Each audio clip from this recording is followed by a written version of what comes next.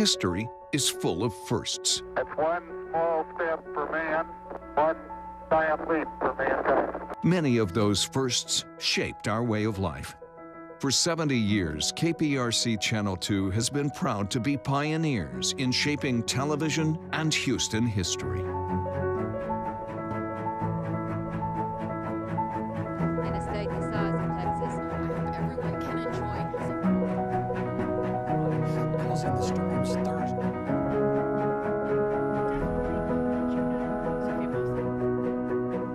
Minutes before 9 o'clock, the crew's here telling them. This is the first time they highlighted. See the some of your men. Isn't it good to work for a place that has a sense of history? And indeed it is. See, taking the president from Spring to College Station following.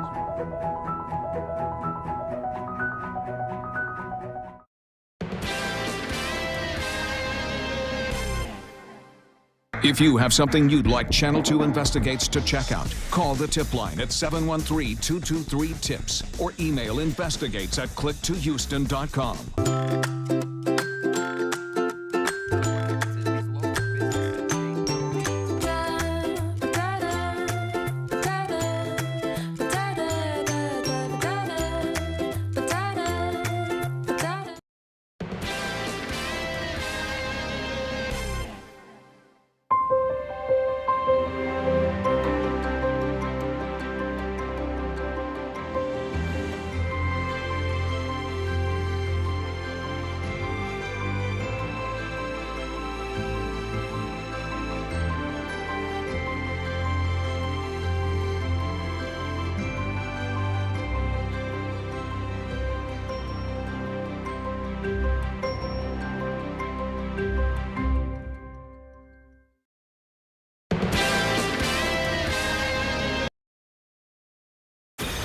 Live from KPRC, this is Channel 2 News Today.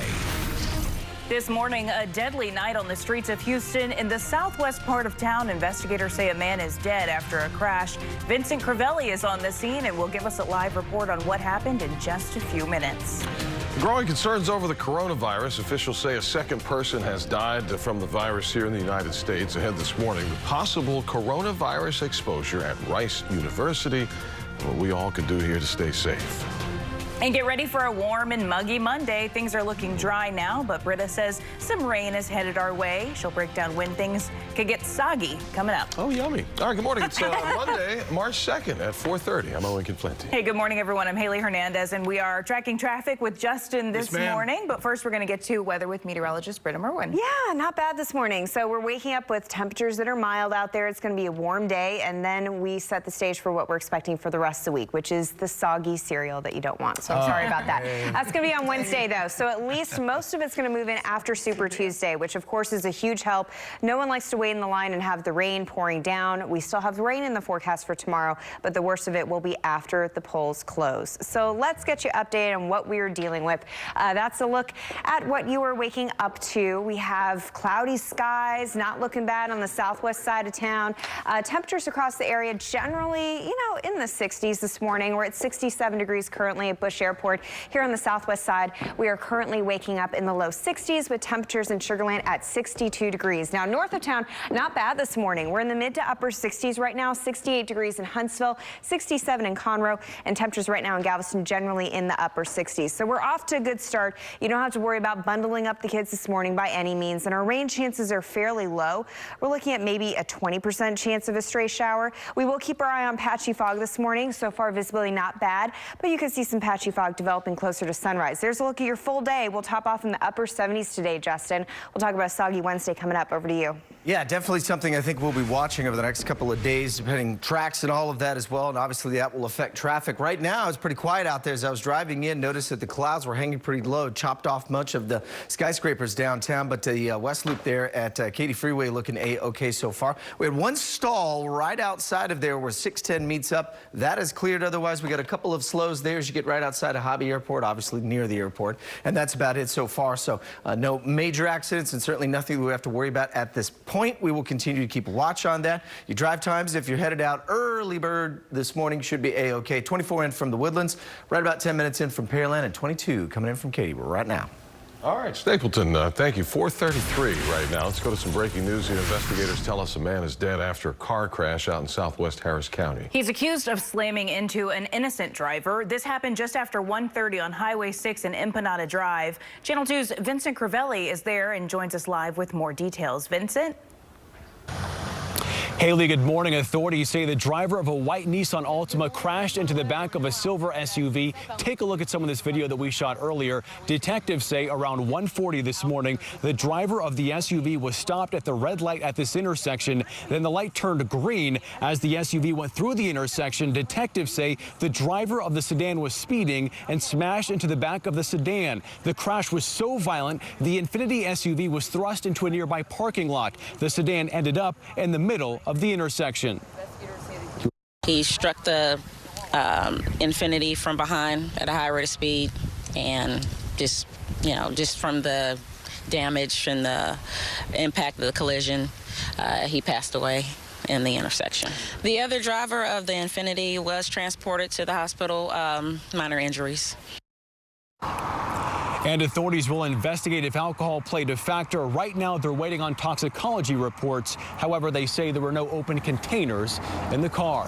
For now, reporting live in Southwest Houston, Vincent Crivelli, KPRC, Channel 2 News. All right, Vincent, thank you. 4:34. We're tracking more breaking news from the Philippines, where there's a hostage situation underway at a shopping mall. The mayor of San Juan City says about 30 people are being held in Manila by a disgruntled former security guard who'd been fired from his job at the mall. The mayor said the gunman shot one person who's in stable condition at a hospital. We'll bring you updates on this situation throughout this morning show. Breaking news this morning from southeast Houston. That's where firefighters are on the scene of a fire at a recycling plant. The fire is at the Texas Port Recycling Plant in Manchester near the East Loop. When firefighters arrived, they found big flames and smoke showing. Ladder trucks are being used to spray water on the fire. No one has been injured. The cause of the fire has not been released. Also new this morning, a deadly double shooting in West Houston. From what we've gathered so far, cops tell us two men pulled up to a dead end on Johnson and Ovide Street when two shooters were waiting for them and opened fire. Police say one man died at the scene. The second died at the hospital. Investigators don't have a description of those gunmen or a motive at this point. This morning, all Houston ISD schools and offices will resume normal schedules following the water main break last week in East Houston. This comes after the city lifted the boil water notice over the weekend. Mayor Turner says the water line has been fixed and is expected to be back in service no later than tomorrow. Well, the race to Super Tuesday is on. The pool of Democratic candidates is getting smaller. Former Vice President Joe Biden was the big winner in the South Carolina primaries Saturday, giving hope the victory could springboard his campaign into a big Super Tuesday. Super Tuesday is where about a third of all the pledged delegates are at stake in that one day tomorrow. Here's a look at the delegates that have been nominated so far. Bernie Sanders in the lead with 60, but Biden with a big push over the weekend to 53 after his finish in South Carolina. The results in South Carolina were enough to convince South Bend Mayor Pete Buttigieg to end his campaign. Buttigieg also had a poor showing in the South Carolina primary. He says his goal now was to unify the Democratic Party against President Donald Trump. I will no longer seek to be the 2020 Democratic nominee for president, but I will do everything in my power to ensure that we have a new Democratic president come January. Weekend businessman Tom Steyer announced he's also bowing out of the race. The billionaire spent millions of dollars of his own money on his run, but says it is not showing in the results. Former Vice President Joe Biden will be in Houston today. He's hosting a rally to gain votes ahead of Super Tuesday. It will be at Texas Southern University. The rally kicks off at 1 o'clock at the school's College of Science. 4:37. Let's go to the latest now on the coronavirus crisis. Health officials in Washington state say a second person there has died from the virus. The first death was also in Washington State, the first death from the virus here in the United States. Centers for Disease Control is saying of the 89 cases the United States has, 4 of them have that undetermined community spread by someone that they don't think was directly connected to a person maybe from China or in one of these other areas where it's spread. President Trump will meet with the drug makers at the White House today. He's also expected to visit the National Institutes of Health and the CDC headquarters later this week. Now here at home, Rice University has asked a small group of employees and students to self-quarantine due to a possible coronavirus exposure. The school says a research staff member may have been exposed to the virus while on an overseas trip and had direct contact with 17 people. That small group of people have been asked again to self-quarantine. Students we spoke to say while this is concerning, no cases have been confirmed, so they are just taking the wait-and-see approach to the situation. If there were more of a concern, I think I would probably see more of a government presence here, but I get the feeling that's just more of a precaution at this point. The Houston Health Department says there are no confirmed cases of the coronavirus in Houston or in Harris County. Sarah Week 2020, a big energy conference that Houston's hosting, is canceled because of the coronavirus. Folks attended the conference from more than 80 countries. The city and organizers said they made that decision to help prevent the further spread of coronavirus. Now, here are the symptoms that you need to be on the lookout for: runny nose, cough, sore throat, headache, and a fever that can last for a couple of days, so similar to flu-like symptoms. To stay safe, health officials urge your best line of defense is very simple: wash your hands, stay home if you're sick, and cover your mouth when you cough or sneeze. Turkey announced that it would no longer stop refugees from crossing by land or by sea into Europe, so refugees are flocking to its border with Greece. But Greece isn't letting anyone through. Coming up, how police are handling the situation. It's 4:39. At 10. Good morning. Your time is 4:41. We're waking up to nice, quiet weather. It's mild. Temperatures right now are generally in the 60s, so don't worry about bundling up. We're at 67 degrees at Bush Airport, low 60s right now in Katy, and temperatures right now at the coast in the mid to upper 60s. It's going to be a great day. There's a live look at the Southwest Freeway, which right now is dry.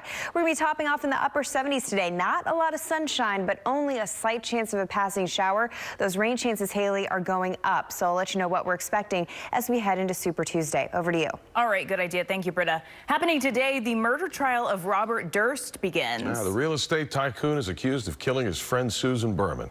She was found dead at her Beverly Hills home in 2000. Prosecutors say Durst shot her to keep her from telling investigators what she knew about the 1982 disappearance of Durst's wife, who's never been found. If convicted in Berman's death, Durst could be sentenced to life without parole. The war in Syria is triggering another standoff between Turkey and the European Union. The Turkish president says his country can't take any more refugees, and he's encouraging them to go to Europe. That set up clashes at Turkey's border with Greece on Saturday, where Greek police fired tear gas to force migrants back. Turkey's decision to ease border restrictions came amid a Russia-backed Syrian government offensive into Syria's northwestern province. That led to a surge of Syrian people fleeing toward Turkey's border. Well, it's been 55 years since the Bloody Sunday March at Alabama, and Congressman John Lewis wasn't going to miss that historic milestone. Coming up at 5, what the civil rights icon said about his health during his surprise appearance at yesterday's commemorative march. And if you're coming in from 288 down to Pearland, we're looking good so far. South Loop at South Main, not too bad, only about 10 minutes or so. So we'll continue to keep things looking nice and quiet, at least for this morning. Will it stay that way? We'll have a full look at your drive times here in just a second. All right. Hey, Stapes, how does free breakfast sound? Coming up next, how you get a free Egg McMuffin from Mickey D's today, 4:44. Start with Lowe's. Back at 4:46, the UH Cougs preparing for their shot at a March Madness run and looking pretty good now. Here's Sports Director Randy McElvoy this morning. Good morning, everybody. Welcome to the Xfinity Sports Desk. Busy sports day Sunday around the Houston area. We start on campus with the U of H Cougs. Kelvin Sampson's crew entered yesterday with just 3 games left in the regular season. A share of first place on the line in the conference as the Cougs hosted Cincinnati. Cougars were ready. Freshman Caleb Mills, the offensive star early, takes it to the rim. It's good. He's also fouled right there. He had a steady 15 again in the ball game. Fellow freshman Marcus Sasser feeling it all afternoon. He had 5 of U of H's 8 3-pointers.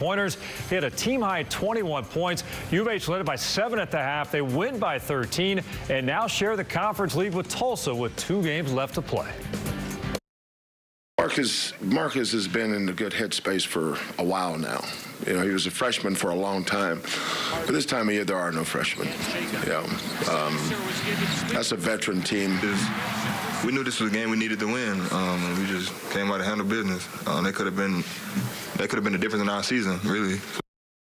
All right, Lance McCullers Jr. last pitched in a ball game back on August 3rd of 2018. 500 days later, 15 months after Tommy John surgery, the Astros right-hander back on the bump yesterday, this time in West Palm Beach, Florida. What a sight. McCullers fired up to be out there, had to be contained a little bit. Dusty Baker wants to ease him back now throughout the spring. Had a pitch count of 20 or less yesterday.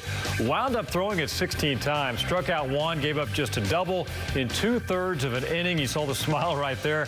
His successful day was done. Astros got a 2-run triple from Ronnie Dawson to highlight the day, but the story, the long-awaited spring debut of McCullers. I executed mostly what I wanted to do. I mean, out of the 16 pitches I threw, really only maybe 1 or 2 that I didn't execute kind of the way I was hoping to pre-pitch. So really happy with just the way I felt overall. All right, XFL yesterday, unbeaten Houston Roughnecks in Arlington taking on the Dallas Renegades. 6-0 Roughnecks in the second. P.J. Walker, yes, he does it again. Over the middle to Nick Holly for the touchdown. 3-point conversion, got it to 15-0 late in the third. 15-11 when Walker fires to a wide-open Blake Jackson for another touchdown. Roughnecks hold off Dallas 27-20. They improve to 4-0 on the season.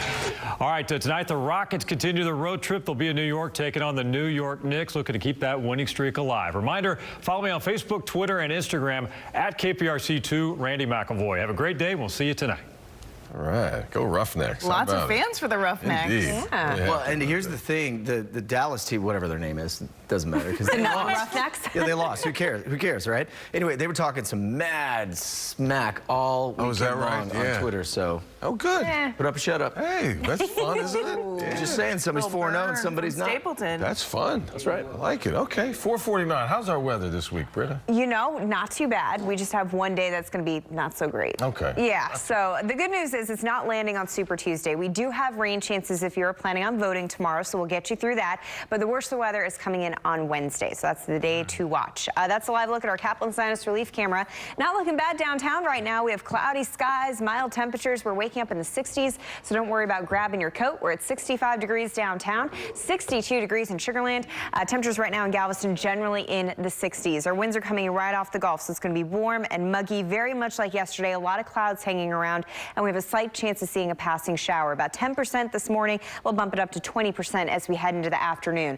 Plenty of heat out there. Lunchtime temperatures will be in the mid-70s, and late this afternoon we're topping off at 78 degrees. If you have plans after work, after school, we're going to keep it in the 70s for the majority of your evening forecast. Meanwhile, look out to the west. We have a big swirl right here moving into Southern California. That's an upper level low. It's moving in our direction, and that will be our rainmaker. That's going to create a really soggy Wednesday. So let's take it hour by hour today. We're just warm and muggy with cloudy skies heading into Election Day. We're south of this front, so a few isolated showers are possible. But again, the big rainmaker is that area of low pressure pushing in from the west. That is arriving, and it's going to start ramping up our rain chances late Tuesday night. We're talking about overnight hours into Wednesday. So this is 7 a.m. on Wednesday. Getting out the door to work and school, it's going to be sloppy. The majority of the rain is moving through in the afternoon, and then we slowly dry things out for Wednesday night. So pretty much the entire day on Wednesday is looking like a mess. Then on Thursday, we dry things out. Rest of the work week, no problem there. So how much rain are we talking here? Well, right right along the front, it's going to be pretty hefty. We're looking at the potential of 2, maybe 3 inches of rain, and there's still questions on how far north or south we are going to be placed with that. So right now, it looks like we're looking at about 2 inches of rain, maybe an inch of rain for the lower amounts. So no flooding concern, but definitely a super inconvenient Wednesday. Over to you. Thank you very much, but yeah, definitely something we'll have to watch as we get in towards midweek. One, we haven't had a whole lot of rain, so certainly we can take it, but still, you know what does that does to the roads, especially as we get into Wednesday morning, so we'll watch it. All these little white spots that you see out here, too, these are a little bit of patchy fog that we've been tracking as well, especially if you're out towards Cinco Ranch area down to New Territory. Watch out. It's a little on the thick side as you work your way moving in towards Highway 90, and then, of course, into 69 as well, but that's about it. Other than that, just a few slows out on 8. We're not seeing a whole lot out there so far. 12 minutes coming in from LaPorte. All the folks down in Sugar Land. It's 24 minutes right now in towards downtown. 21 up from Kingwood and looking A-okay. If you're coming in from Clear Lake on 45, Gulf Freeway right now is going to put you in at about 19 minutes, guys. All right. Thanks so much, Justin. 4:52 right now, and here's a look at what's trending today. Hey, how does free breakfast sound? Really good. You can get a free Egg McMuffin at McDonald's today. The chain declared March 2nd as National Egg McMuffin Day, says them. To get one, you need to download the McDonald's app and create an account, then show up at McDonald's between 6 and 10:30 and claim yours.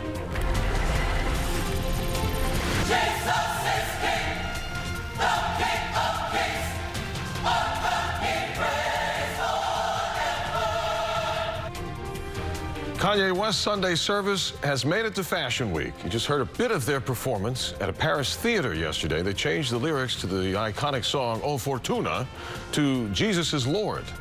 Despite it being Fashion Week, the choir kept it simple in their beige uniforms. No word on where the group will perform next. They may attend Kanye and Lakewood Pastor Joel Osteen's event at Yankee Stadium, which is set for May 2nd. The film The Invisible Man topped the weekend box office, bringing in $29 million for its opening weekend in the U.S. The film cost $7 million to make, which means it's already a financial hit for Universal. Elizabeth Moss stars as a woman terrorized by her controlling, presumed dead ex-boyfriend. The film takes a look at issues of domestic abuse and gaslighting. The Rockets take on the Knicks tonight at Madison Square Garden, but fans are getting a treat because of James Harden's historic game there last year. Coming up at 5, a look at the gift they received before game day. And you know, it's a rare thing to be born on Leap Day. Oh, yeah. Coming up, who this little lady shares a birthday with. It's 4:53 right now. Only ATT.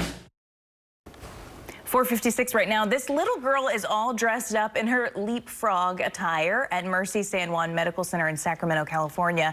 It's all because she was born on Saturday, which was Leap Day. Her name is Camila, and there's a twist to this birthday. Her dad is also a Leap Day baby. What? Nurses say this is a 2 million to 1 chance. Pretty cute. Oh, wow. And incredible. That is awesome. Oh, that's adorable. They better go buy a lottery ticket. So there's a live look over downtown. Temperatures this morning in the 60s. It's going to be warm out there today. We'll be pushing 78 degrees, and we have rain on the way. So coming up in our 5 o'clock hour, we'll time out your rain chances, let you know how it could impact your Super Tuesday and also your Wednesday. Meanwhile, we're looking out for fog. Not too bad right now, so patchy fog out to the west. We'll give you more details on that coming up in just a few moments. Justin? All right. That sounds good. So the coronavirus could have an effect on March Madness. Coming up, what is being asked of the NCAA that could restrict fans to only watching the matchups from home? Approve this message. Live from KPRC, this is Channel 2 News Today. Well, this morning a man is dead after police say he chased down the guys who stole his brand new truck. How he died after that chase went into a cemetery. Also the latest on the search for the suspects. This morning, a young couple is dead after a 6-car crash in Northwest Houston. What investigators believe caused that crash. Yeah, weather-wise, expect a cloudy start to the week, and Britt is tracking when we might see some heavy storms. Plus, we got the rodeo forecast. That kicks off tomorrow. It's also a big voting day, so we'll talk about all of it as we move along on this Monday morning.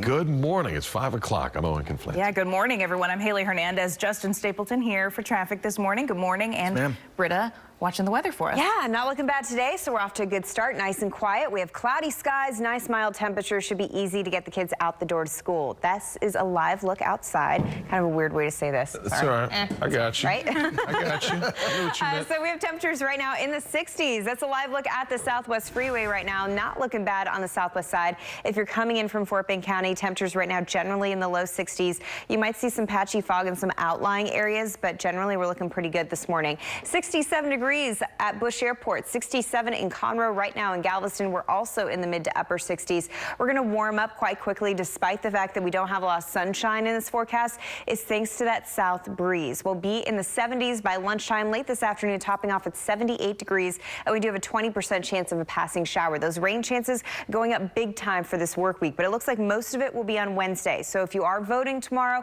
heading out to the kickoff for Rodeo, we are going to see a few showers, but they'll be scattered. It's going to be a bigger deal on Wednesday. So coming up, we'll let you know how much rain we're anticipating and give you the timeline. Justin, over to you. All right, thank you very much, Britta.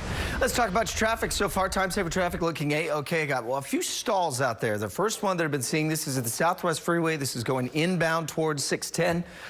It's actually past that, I should say, going inbound towards downtown. You got that little fellow right over there on the right side shoulder. That's it, though. Obviously, the traffic, they're not really worried too much about it. Fairly green across the area as well. I have been noticing a little bit of patchy fog out there. Most of that is out towards Katy, the Brookshire areas as you go out towards Weston Lakes. And other than that, it's been A-OK. We're going to continue to watch the fog develop in some spots over the next couple of hours. One, because dew points and the temperatures are getting real close to each other. When that happens, that's generally when we'll see. However, that said, the clouds are going to be there all afternoon, as Britta mentioned. So looking pretty good on the inbound traffic times as well. 16 in from Baytown, 21 from Katy, and we've got 15 coming in from Cypress. So far, so good, guys. We'll see if we can't keep it clean and green throughout the rest of the morning. All right, thank you, Justin.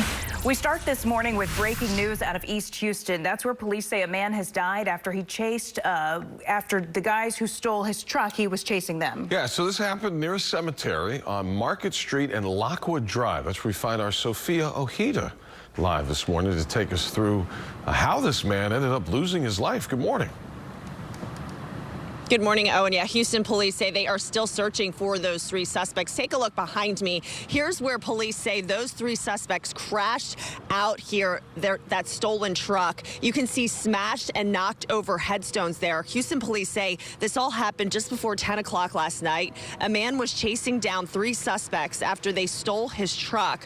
When the suspects stopped, that man jumped onto the step rails and tried to stop them. The driver then went through the cemetery here on Lockwood, hit several trees, knocked over headstones.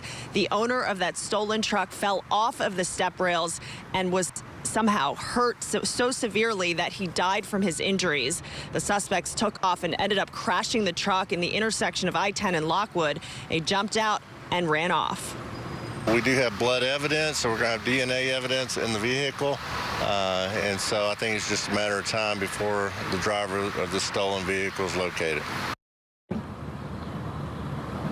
That driver now faces murder, failure to stop and render aid, and felony charge of a stolen vehicle. Again, Houston police are asking anyone with any information on these three suspects to call them. Reporting live on the east side, Sophia Ojeda, KPRC, Channel 2 News. All right, thank you, Sophia. We are continuing to follow breaking news out of Southeast Houston, where crews are working to put out a fire at a recycling plant. This all is happening at the Texas Port Recycling Plant on Manchester near the East Loop. When firefighters arrived, there were massive flames and smoke showing. Right now, crews are trying to hose down the fire. Luckily, no one has been hurt. We don't know what really caused the fire, though. A young married couple killed in a 6-vehicle crash in North Harris County. This happened near West Mount Houston Road and West Montgomery Road around 7:30 last night. Investigators say they believe an orange Challenger was speeding and cutting off cars. When one of the cars that cut off clipped the back end of the Challenger, which caused it to spin out of control and into oncoming traffic. 2 people inside that car. A young couple was pronounced dead at the scene. It appears at this point that the contributing factor was the speed of the initial vehicle traveling at high rate of speed here on West Mount Houston. This is a very fast corridor over here, and so it's just a very tragic situation. This could have been prevented. The father and his 12-year-old son were hurt in the accident, but they're expected to survive. Two employees shot at a game room in southeast Houston. Now, one of the victims is fighting for his life while investigators search for the gunman. It happened at Alameda, Genoa, and Lockcrest around 7:30 last night. Police say 4 or 5 masked men broke in armed with weapons. There was an exchange of gunfire and the employees were shot. They were rushed to the hospital. Now one is in stable condition, the other in critical. The masked men got away, but police believe one of them may have been shot. Well, today we'll have cameras in downtown Houston for the first day of testimony as the trial gets underway for Arkema and 2 former executives with the chemical plant. Prosecutors say the company released toxic chemicals and put emergency crews in danger when after the plant was inundated with floodwater from Hurricane Harvey. The CEO and plant manager are facing criminal charges along with the company. Jurors will decide if the company was criminally reckless. Happening today, community leaders are coming together to give an update on the 5th Ward cancer cluster. State Senator Boris Miles, Mayor Sylvester Turner, and representatives from the Texas Commission on Environmental Quality and Texas Department of State Health Services will attend. They'll discuss recent developments on the creocyte soil contamination and cancer cluster. That is happening at 1 p.m. All right, turning to the latest now on the coronavirus crisis. There have been 2 confirmed deaths from the virus here in the United States. Health officials in Washington state say a second person has died from the virus there. Both U.S. deaths have been in Washington state. The first death from the virus in the U.S. was also in Washington state. CDC officials say out of the total 89 cases, 4 of them in the United States have been contracted by community spread. And Florida, New York, and Rhode Island have all reported cases. Today, President Trump will meet with drug makers at the White House. He's expected to visit the National Institutes of Health and the Centers for Disease Control headquarters this week. Coming up this morning on our show, NBC's Tracy Potts will break down the White House response thus far to the coronavirus crisis. Well, it was a big weekend for Lance McCullers Jr. The Astros right-hander took the mound for the first time in 15 months. Ahead at 5, how he did in his first game back after Tommy John surgery. Also ahead, the Rockets heading to Madison Square Garden tonight to take on the New York Knicks. Ahead, how Adidas is honoring the historic game last year where James Harden dropped 61. It's 5:07 on Channel 2 News Today. All right, good morning. Welcome back. The time is 5:09 on this Monday morning. I want to give you a quick update. When we were talking about that big water main break over at I-10 East in Waco where things were shut down through the weekend, here's a live look at it right now. There's still crews going to be out there doing the repairs, but we're not anticipating any slowdowns or certainly no closures going east or westbound on I-10. So that's certainly good news. Nice to see that as well. Pretty green across the area. We've got some patchy fog up in northern Liberty County. You can see some out towards Katy and the Brookshire area. So just be mindful if you're hitting down towards 10, trying to move in from there. We will see just a little bit of patchy fog, as we mentioned. Britt's going to kind of track that throughout the morning. A few slows on 249, though, as it hooks up with 45, and that's about it. Everyone is behaving so far, so let's hope we can continue that. Right now, we're looking from the Woodlands Parkway to downtown, 24 minutes, 45 north into 610 North Loop as well. Right now, looks like everything is not checking up, Britta, but of course, it's early. We're not at 6 o'clock just yet. We'll see if everybody continues to behave themselves through this morning. There's still plenty of time. That's right. Fingers crossed. So we're looking great. Let's take a live look over downtown. Right now, we have temperatures in the 60s, fairly calm winds, but take a look at Galveston. It's coming in from the south about 15 miles per hour, as helping us out with fog. It's not too bad. That's likely going to be changing as we go into Tuesday and Wednesday. Right now, you might see some patchy fog out to the west by Katy, following down the Grand Parkway into Fort Bend County. But generally speaking, we're looking really good. And right here in the heart of the metro area, we're looking great. We do have a lot of cloudy skies, though. Not a lot of sunshine in our forecast this afternoon. Despite those cloudy skies, it's going to be warm and muggy, and we'll get into the upper 70s. We do have a slight chance of a passing shower, but those rain chances, Haley, really low at about 20%. They're going up for Tuesday and especially Wednesday. We'll take a look at that part of the forecast coming up. Over to you. All right, thank you, Britta. Lance McCullers Jr. last pitched in a game back on August 3rd of 2018. But this weekend, 15 months after Tommy John surgery, he was back on the mound. Yeah, West Palm Beach against the Cardinals for spring training. Dusty Baker wanted to ease him back into the game. He had a pitch count of 20 or less. He threw 16 pitches, struck out 1, gave up a double in 2/3 of an inning. Overall, McCullers says he's pleased with the comeback.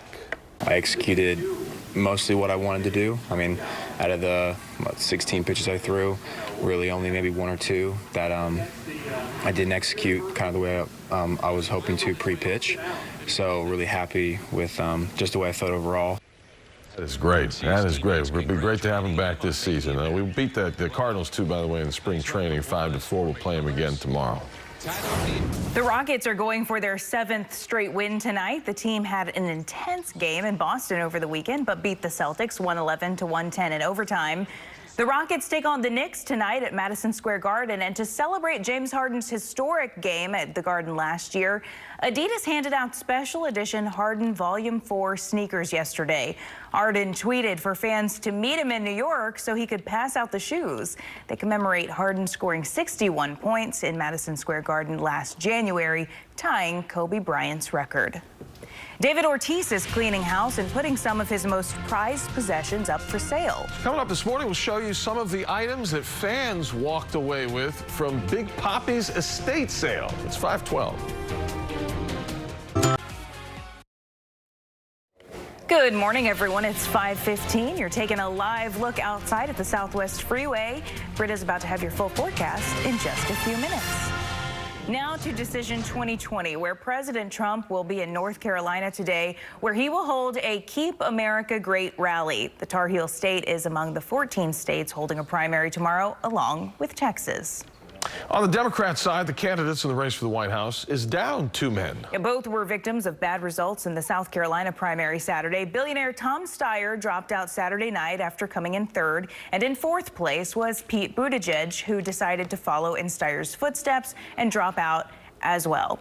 And an NBC exit poll showed the former South Bend, Indiana mayor received just 3% of the black vote. I will no longer seek to be the 2020 Democratic nominee for president, but I will do everything in my power to ensure that we have a new Democratic president come January. So far, Buttigieg has not said if or who he will endorse in the race. Former Vice President Biden won the South Carolina primary. He's headed to Houston today. He'll be at TSU this afternoon.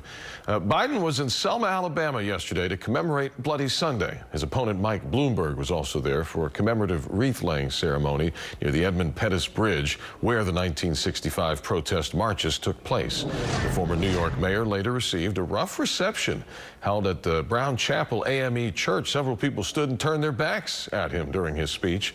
The protests came after Brown Chapel's pastor noted Bloomberg initially declined to visit the church, but then changed his mind. Representative John Lewis was also in Selma for the 55th anniversary of the Bloody Sunday March. The congressman from Georgia participated in the original civil rights demonstration in 1965. Back then, white police officers broke his skull. The scene yesterday was different. Crowds gathered around Lewis as he arrived and spoke.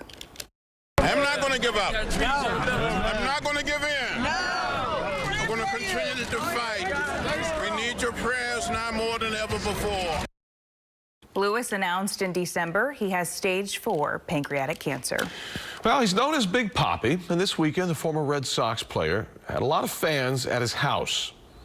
Why, you ask, right? Big Papi was throwing an estate sale, drawing long lines there in Weston, Massachusetts. How happy is this? One guy got a lamp. He's so happy about that. More than 300 items up for grabs. I mean, there was some rare stuff, best baseball memorabilia and jerseys, but like I said, that's what people really went for. I mean, but the lamps, the pots and pans. I mean, come on. Who doesn't want Big Papi's spatula? There was a deer statue. 04 celebration photo signed by Johnny Damon. You got JD right there. All the guys from back on the 04 team. And my favorite part, Tampa Bay all sad in the corner. How did he But the get so question lucky? is, why That's did the Big good Papi stuff. have something autographed by Johnny Damon? Is that in, so I guess now we know the players sign each other's stuff. I guess, and then they re-gift it later or whatever. Anyway. They re-gift it. Christmas time. There you go. Or all the great charities they donate to, so to keep it real. We're just making fun. Yeah. Britta? I just like the guy with the garment rack. Out of everything, that's what we want. He's going to like this. It's about being sensible. I like it. Hey, man, let's take you outside. This is a live look over our great city. We're looking great this morning. We do have a lot of cloudy skies. You do not need to worry about bundling up the kids. They need to dress in shorts and a t-shirt. Make sure they have their water bottle. It's going to be a warm and humid day. Right now, we're in the 60s. We're at 67 degrees at Bush Airport, mid-60s right now at Hobby Airport, and 67 degrees in Galveston. By lunchtime, we're back to the 70s, and despite the cloudy skies, we're looking at 78 degrees. Temperatures well above average for this time of year, and a 20% chance of a stray shower. Those rain chances, they will be going up. We have a huge swirl out there off the coast of Southern California. That's an upper level low. It's going to be our rainmaker and our storm maker as we head into Wednesday. It's going to start unfolding during Super Tuesday, but the majority of Election Day looking pretty good. So let's take it hour by hour today. Just warm and cloudy. If you get caught by a stray shower, it should be fairly light. And then as we go into Tuesday for Election Day, the earlier part of the day, it's going to start with some sea fog. Right now, fog's not really a huge issue, but the winds are going to relax later tonight. So I think tomorrow morning's going to be a tougher go with sea fog really starting to filter in. A few showers are possible, but the majority of the rain does not move in until overnight Tuesday into Wednesday. This is a look at Wednesday morning. Scattered showers across the area. We could have some stronger storms mixing in. The possibility of hail, gusty winds, that could be a chance, but I think the majority of us will just be dealing with some hefty downpours.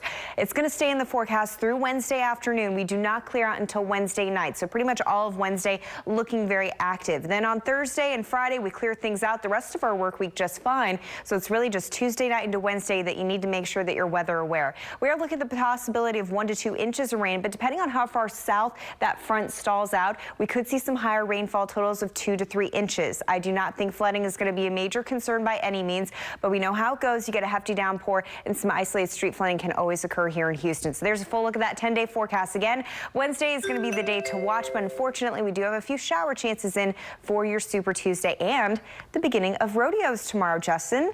I know. You never rain on that parade, right? I was just going to say, if it's the beginning of rodeo, one of the 2 days, at least in the first 48 hours, we got to have rain sometime. So we're right on track at that point. I was just checking our cameras. We've got something going on the North Beltway right now at Antoine. We've got a little bit of road debris and a stall. Notice it's not checking things up too badly, but I did see that some of these drivers earlier were hitting the brakes pretty quickly. It looks like it may have cleared because traffic's running a little smoother at that point now. There's a stall just to the north of that there, and this is all going westbound. So if you're up around that way, just kind of keep a heads up on that. I'll see if we've got any other changes to it, but so far it looks like that's a very minor issue. And in fact, that's kind of what we're seeing as we go across the area so far. Pretty much clean and green. Always nice to see that as we get into the 5 o'clock hour. NASA 1, if you're heading on up to downtown, 19 minutes from around the Friendswood area as well. And of course, 518 northbound around 288, about 10 minutes. No problems expected there. The rest of your drive times look like this. 25 minutes coming in from the Woodlands, 22 from Katy, 16 from Baytown, 19 as you get down to Clear Lake and all of our good friends down Fort Bend County. If you're coming in from Sugar Land right now, it's going to take you about 24 minutes. A little bit of patchy fog out there, especially west of Katy. So just keep a track on that. Otherwise, we'll let you know what we've got for the rest of the morning, guys. All right, sounds good. Thanks, Justin. With 2 confirmed deaths in Washington state, people living there are in constant fear of the coronavirus. Coming up, a look inside a grocery store in Seattle where people are emptying shelves of disinfectant products. And you just heard Justin's traffic report, but you can check out our traffic website anytime for the most up-to-date traffic information. You can even map out your own commute and see any backups along the route. Just head to our website, click2houston.com/traffic. 2 people in the U.S. have now died from the coronavirus. I'm Tracy Potts. Coming up, President Trump's plan to keep it from spreading. Insurance can be. And we're back now at 5:25. Coronavirus concerns are evident at stores across the country, especially in Washington. Washington State, where folks are buying up and emptying shelves of sanitation supplies. 8 people have tested positive there for coronavirus. 2 people have died from the virus. Latex gloves and disinfecting supplies are hard to keep in stock. Probably the face masks, too, I imagine. All right, this morning, Tracy Potts is in Washington with the latest on the government's efforts to try to keep coronavirus from spreading. Oh, and good morning. President Trump's plan is to re-screen people coming into the United States from high-risk countries. He's also meeting with drug makers today to see if the government can speed up the development of a vaccine. Washington State announced overnight that 1 more victim with coronavirus has died, a man in his 70s with underlying health problems. The first U.S. victim, a man in his 50s, also from Washington state. Officials believe he caught the virus through community contact. More than 70 people in the U.S. have now been diagnosed, including the first cases in New York and Rhode Island. Both traveled to affected countries. The risk here in Rhode Island at this point is low, and we have been preparing for this for weeks. Vice President Pence tells Meet the Press the CDC is helping local authorities figure out who else may have been exposed. For the average American, the risk does remain low. We're ready. The Trump administration says 150,000 test kits will be available in the next 2 weeks, but they're concerned about a shortage of face masks for healthcare workers who need them. People running out and buying face masks. That's not needed. That's not indicated. We don't recommend it. President Trump tweets that travelers from high-risk countries will now also be screened when they arrive in the U.S. Democrats are pushing back on the president, calling fears about coronavirus a hoax. This idea, first, that it was a hoax, or that it was minimal, or that people shouldn't talk about it, is all wrong. That's what happened in China. They tried to push it under the rug. The administration plans an update this afternoon. Now, the federal government actually has the authority to make these big pharmaceutical companies put all of their other work on the back burner and make this coronavirus vaccine a priority. We'll see if that's what happens when the president meets with pharmaceutical executives today. From Washington, Tracy Potts, KPRC Channel 2 News. All right, Tracy, thank you. The coronavirus crisis really has the potential to affect everyday life, even sporting events coming up. Can you imagine March Madness with no fans in the stands? Let's talk about that this morning. We'll have more coming up. That would be pretty eerie, that's for sure, Owen. Right now, we've still got our stall sitting on the north side on the Beltway. Other than that, it is quiet out there. Nice to see the roads, at least everybody behaving so far. We'll see if we can't keep it that way as we head through the rest of your morning commute. And our roads are dry. Fog is not a big player. We're off to a great start, but it's not going to last for the entire work week. I'll let you know when you will have to deal with some nasty weather heading your way. Arts. Live from KPRC, this is Channel 2 News Today. We are starting with breaking news this morning out of southwest Harris County. That's where a man has died after deputies say he drove straight into the back of another car. What else we've learned about this deadly crash? No confirmed cases of coronavirus in Houston, but that's not stopping Houstonians from being on alert. Some even changed the iconic Be Someone sign to say wash your hands. How a local university is taking extreme precaution. And get ready for a cloudy start to your week. And Britta's tracking some heavy storms that may be on the way. We'll see when those heavy storms might be coming in this week. Good morning, everyone. I'm Haley Hernandez. Hi there, I'm Owen Conflenti. It's 5:30 now. Stapleton, how's the traffic out there? So far, everyone's behaving. Okay. If not, we'll give you the side eye. Oh, I'm on 2 hours. That'll make it drive better. Listen, I'm on 2 hours of sleep. You don't want me to give you the side eye this morning because I'm going to get cross real fast. But what's worse, the side eye or the mom look?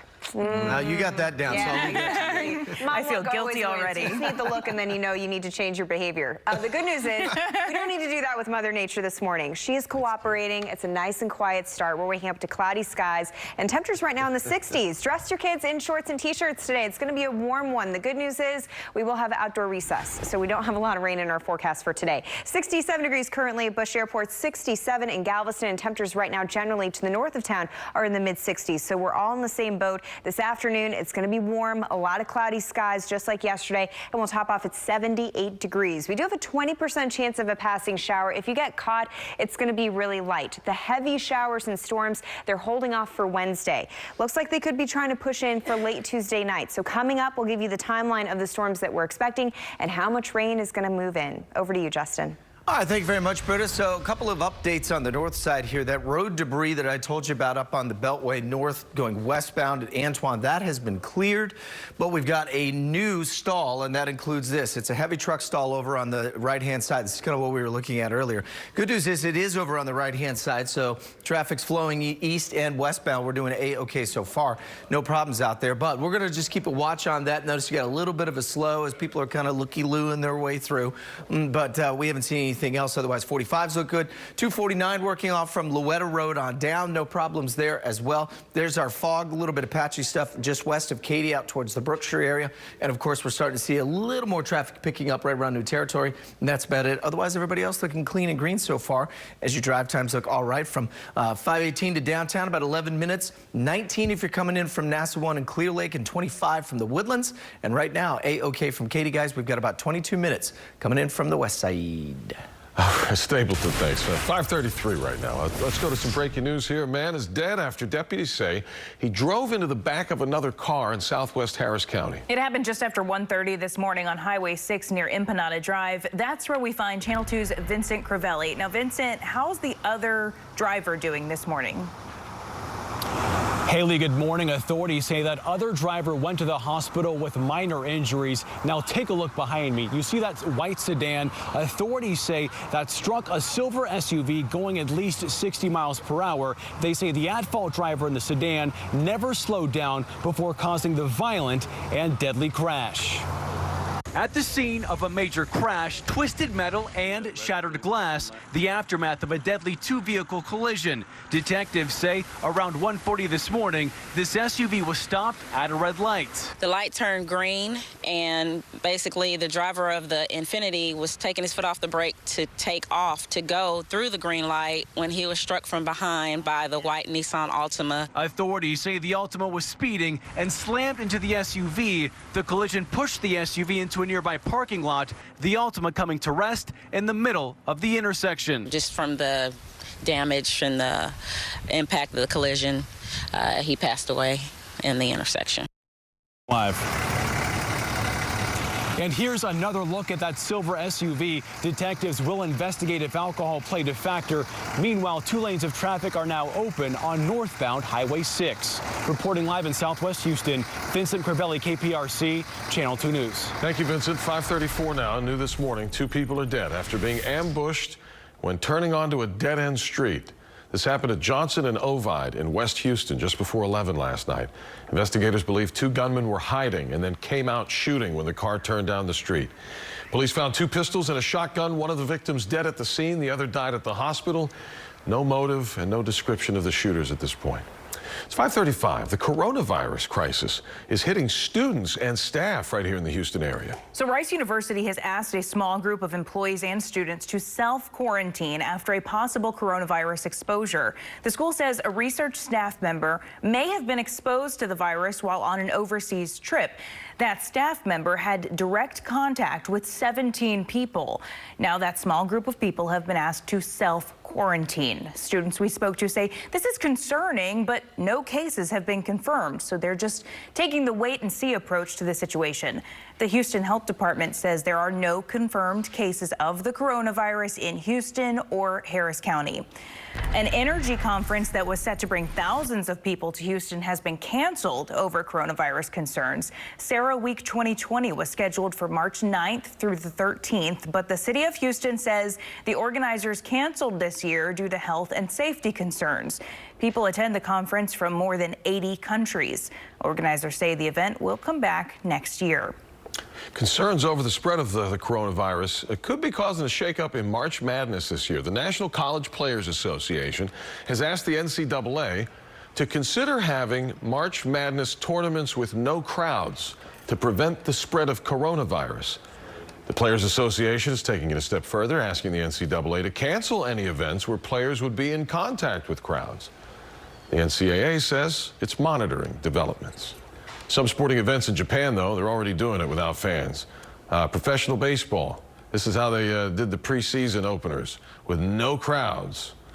Some think this could be how the Olympics could play out, depending on what happens with coronavirus. If it keeps getting worse or stays the same or gets better, possibly. Japan's prime minister and the president of the International Olympic Committee have said so far the games will go ahead as scheduled. 5:37, the Robert Durst murder trial begins this morning in Los Angeles. He's accused of killing his friend in 2000. Prosecutors say Durst shot her to keep her from talking to investigators about his wife's disappearance in 1982. Back in 2003, Durst was accused of killing his neighbor here in this area in Galveston. He says it was self-defense. He was found not guilty in that death, but sentenced to 5 years in prison for evidence tampering. All right, it is 5:37 now. Time to get a check of the weather with Britta. Good morning, Britta. It's going to be a wet and soggy day, right? Well, I mean, that's what we're looking at for Tuesday and Wednesday. Thankfully today, not too bad. We only have stray shower chances, and we're waking up nice and mild in the 60s. By the time we get to this afternoon, it's going to be warm out there, 78 degrees. And this is what Haley's talking about. As we go throughout the work week, the rain chances, they're only going up. The good news is for Super Tuesday, it's only at about 30%. So we'll have some stray showers. I think the bigger issue for tomorrow is going to be a batch of morning fog that we'll keep a close eye on. Meanwhile, on Wednesday, downpours move in, and we're looking at the risk of seeing some fairly strong storms. We'll take you hour by hour with the storm chances coming up, but let's get you updated on traffic and head you over to Justin. Thank you very much, ma'am. We're looking at a couple of different things. We had that stall, or there was an accident right here at South Beltway 8 at Belfort. That has cleared, thankfully, but as you might expect, we've got more trouble, and in fact, this one's in the center lane, so that's going to cause some slows. This is over at Gulf Freeway,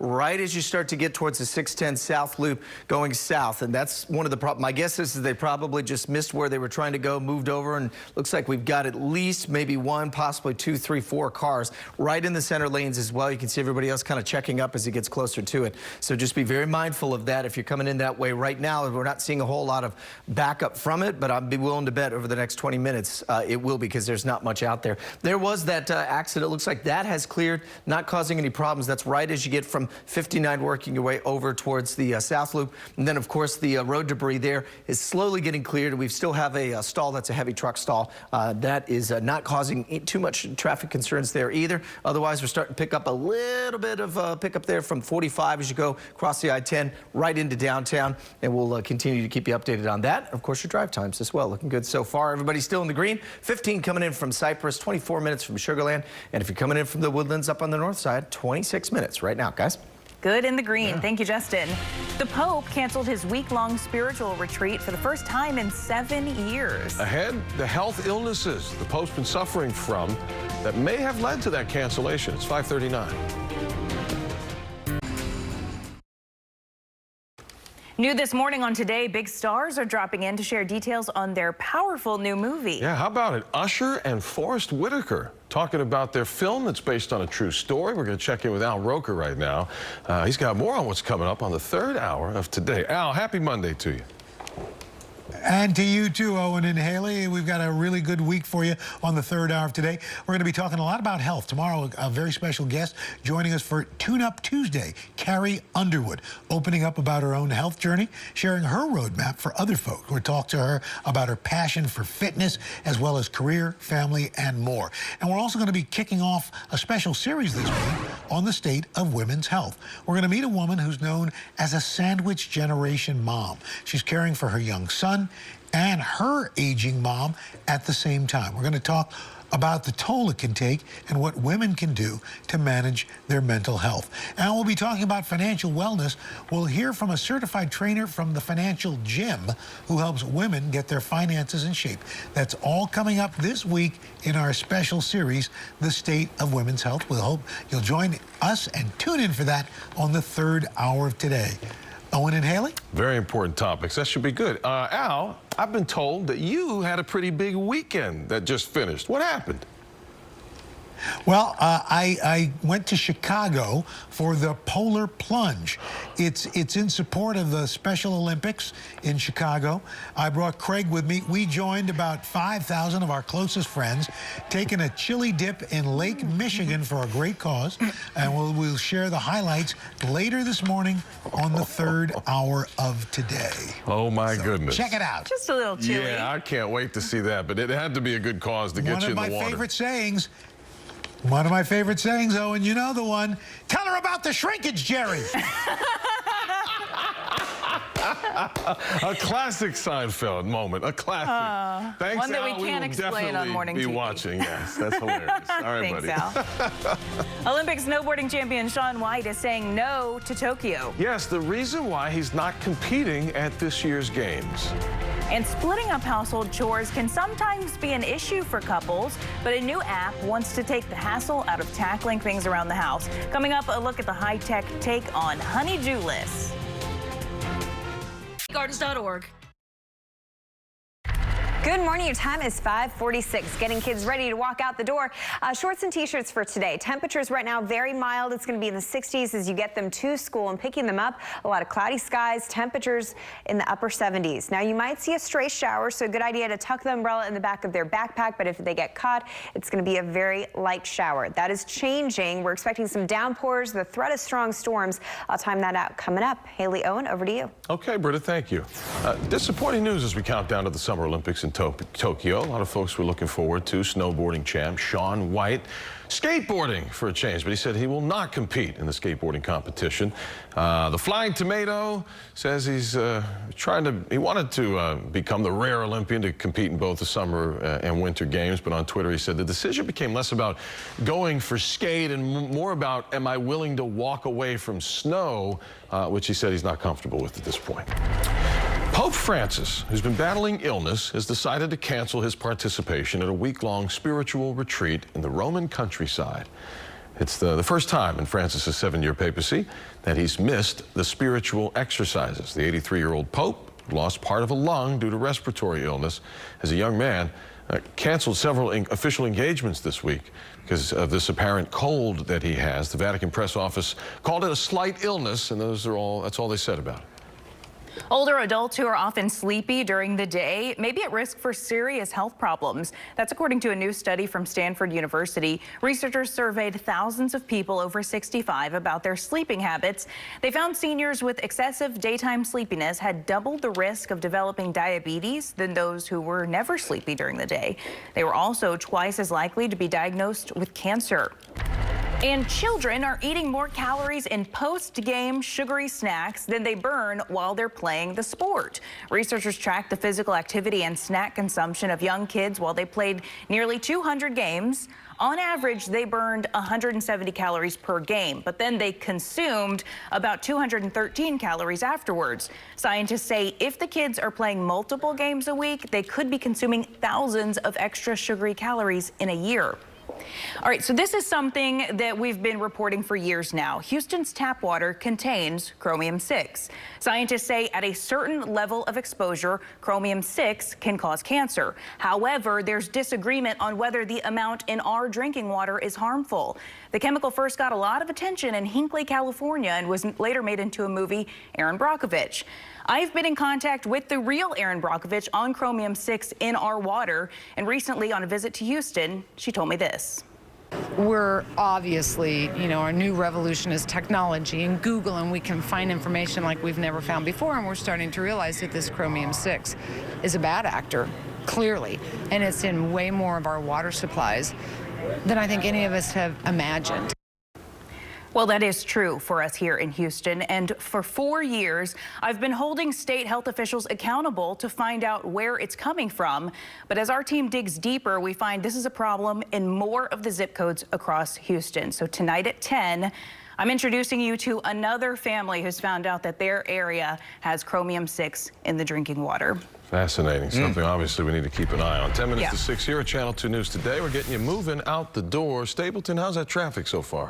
We're starting to see a problem. 610 at Gulf Freeway inbound. We've got at least 3 lanes that are shut down at this point. I'm counting 4, maybe 5 cars that are all involved in this, so that's going to be a mess. We've already seen the drive times start to stack up coming in from Clear Lake, so I'll show you where it all looks like here in a sec. Yeah, thankfully weather not a huge issue this morning. It's nice and mild out there. We're tracking dry roads, and fog is not a huge player. Both of those things will be changing over the next couple days, so be ready to jump over a few hoops as we go throughout our work week. Let's take a live look outside our Permi. We'll talk about our temperatures. We're in the 60s right now, so not bad at all. We're at 67 degrees at Bush Airport.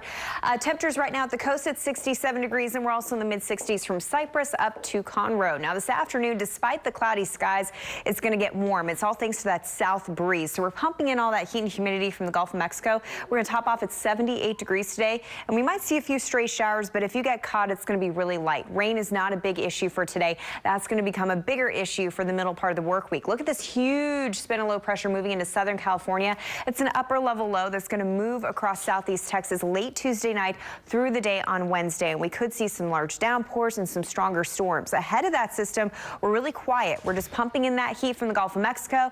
Again, just stray showers possible today. The majority of Super Tuesday looks fine. For starting rodeo tomorrow, no big issue. 2. We're just going to see cloudy skies. We'll start the day off with some sea fog, though, so watch out for that. And throughout the afternoon, maybe a 20 to 30% chance of a stray shower. That changes late Tuesday night through the day on Wednesday as the area of low pressure moves into West Texas. Scattered showers across the area for the morning commute. Heavy downpours are likely, and a few of our storms could produce some small hail and gusty winds. So it's going to be a mess on Wednesday. The good news is it's one day. We get out of it by Thursday and Friday. The rest of the work week looks quiet. We'll have some slightly cooler temperatures for the end of the work week. With this system moving through, we're anticipating anywhere between 1 to 2 inches of rain, but isolated spots could see up to 3. The question is that going to be in our area or not? The good news is widespread flooding is not a concern. We do have drought in the area, so we need the rainfall, but isolated street flooding, I can't rule it out. So make sure that you're on top of it on Wednesday, checking the weather conditions so you know what you're getting yourself into. Meanwhile, behind that system, nice weather for Thursday and Friday. It's going to be cooler, Justin, while beautiful sunshine. Yeah, nice to see that as well as we get rodeo kicking off here, but we've got a bit of a mess. This is what it looks like. This is what I was telling you about. This is a multi-car accident on the Gulf Freeway at 610 loop going northbound. All center lanes are blocked, at least 3. That's what it looks like there, and it starts right as you get towards the 610 interchange and goes all the way back down towards Waco Street. So if you can, maybe try to get off over towards, let's say, what is that, Allen Genoa, and get up to 225. That may be your best bet. There are at least 2 wreckers that are involved. I'm counting at least 3 or 4 vehicles. You can see that one's crunched underneath that utility truck there. So this is going to take some time to clear this morning. Good news is that accident has cleared. That was on the West Beltway and Belfort. And right now, big trouble with your travel times. Of course, as you might expect, if you're coming in from 45, especially just south of Waco Street in Clear Lake area, it's 30 minutes. Everybody else is still looking good. 15 to 20 to 25, guys. All right, thank you, Justin. Today, women still handle more household activities than men, according to the Bureau of Labor Statistics. On average, 84% of women spend time doing household activities compared to 69% of men. As consumer expert Amy Davis tells us, there are some new high-tech ways to even the playing field when it comes to couples and chores. Cooking, cleaning, laundry, carpool pickup, doctor's appointments, and more. The list of chores is long in most households, and in a marriage, it's not uncommon for one person to take on more than the other. I think mine is kind of equal. Yeah. I'll say 50-50. We'll go 40-60 if anything. Okay. Now, many couples are turning to apps to organize, track, and divvy up their domestic tasks. Asana is a project management app that lets couples assign certain tasks to each other, along with deadlines for completing them. Labor of Love allows users to designate values to duties and choose rewards once a certain number of points have been accumulated. Microsoft To Do lets you plan your daily to-do list and share it with your spouse and other family members. And Google Calendar lets you create color-coded calendars and share them with the entire family. There is some encouraging news regarding gender roles. From 2003 to 2018, the share of men doing food preparation and cleanup chores on an average day increased from 35% to 46%. I'm consumer expert Amy Davis, KPRC, Channel 2 News. All right, Amy, thank you. An interesting discussion from there. 5:55, it's the worst case scenario, but what would happen if a patient walked into an urgent care, let's say in the Houston area, and did test positive for that coronavirus? Well, I found out there have been no confirmed cases here in Houston, but health officials say they are prepared. Coming up, I spoke with an urgent care doctor about their step-by-step coronavirus protocol. Night's sleep. All right, trending just before 6 this morning, Hilary Duff says she wants to participate in a reboot of Lizzie McGuire, just not on Disney+. The actress played a preteen version of the character in the early 2000s, and then the show aired on the Disney Channel. Well, the reboot follows Lizzie now that she's in her 30s, and Duff says it's not realistic to tell that story with a PG rating. She wants the show to air on Hulu instead of Disney+. Production of the reboot is on hold now. Variety reports says that that's because the series creator has stepped away from the project. Drama. Also trending, a Louisiana drummer who's just 6 years old, never misses a beat. That's Jeremiah Travis, and he's in kindergarten, but yet already part of a high school band. Get it? Playing side by side with drummers nearly triple his size. He ended up on that band after the director spotted the little drummer in the stands during a football game. He was beating on the bleachers with his toy drumsticks. I was like, whoa, we got to get him in the band. Bring him over here right now. Bring him over here.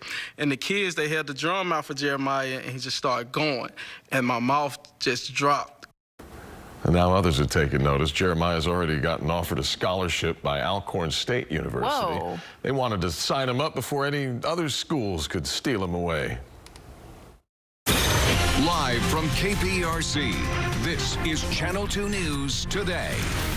Developing this morning, the coronavirus crisis reaches Houston. The possible exposure at Rice University and how many people are being urged to self-quarantine. Plus, breaking this morning, a bizarre getaway as a stolen truck barrels through a cemetery. How the vehicle's owner died trying to stop the thieves. Channel 2 weather, beautiful start to the week. No Monday blues or cold right now, but Britta says keep the umbrella handy. It is Monday, March 2nd, Texas Independence Day. Good morning. It's 6 o'clock. I'm Owen Conflenti. Good morning, everyone. I'm Haley Hernandez in for Tanaya, and we are tracking traffic this morning with Justin and the weather with meteorologist Britta Merwin. Yeah, and it's not a bad start. We are not dealing with wet roads. Fog's not a huge issue. Those things will be changing, so we do have a few things that we have to get through for our work week, but thankfully a nice quiet start on a Monday, so we'll ease into it. That's a live look over downtown. Temperatures right now are in the 60s. Kids need to dress in shorts and t-shirts. It's going to be a warm one, but very similar to yesterday. A lot of cloudy skies, warm and muggy, and a light breeze coming in from the south. That's why we are going to heat up despite the fact that we have those cloudy skies. By lunchtime, we're in the 70s. Late this afternoon, topping off at 78 degrees, so temperatures above average for this time of year. And we do have a 20% chance of a stray shower. If you get caught, it's going to be really light, not a huge issue, but that's going to be changing specifically for Wednesday. We do have some higher rain chances for Super Tuesday, but the majority of that will be late Tuesday night. Wednesday is going to be a soggy mess with the threat of some stronger storms. I'll give you the timeline coming up. Over to you, Justin. All right, thank you very much, Britta. So the big concern we've got so far this morning has been this accident that was about 30 minutes ago. A multi-car accident. This is the Gulf Freeway at 610 South Loop. And so we've got at least 3 lanes in the middle block. You can see the fire department's got their big truck out there as well. And as you might have guessed, this has got things really stacked up. And in fact, we're going to see things pretty stacked up there. It goes basically all the way back from College and Airport Road. Is just as you get a little closer to it, that's where they're starting to see a lot of the problems. So not only from there, goes all the way down towards South Houston. If you can get over up across 225 or even move over to 35, then head on up to the South Loop, you got a better chance of getting through that. But I've been seeing that increase real quickly over the last, let's say, 25, 30 minutes. Meanwhile, we've got pretty good looking downtown, starting to be a little pickup as you go southbound on 59, that is, right outside of Minute Maid Park. 32 in from Clear Lake because of that accident. Everybody else sitting between 12 to 16 minutes from Cypress, 23 from Katy, and 25 guys coming in from Fort Bend and Sugar Land.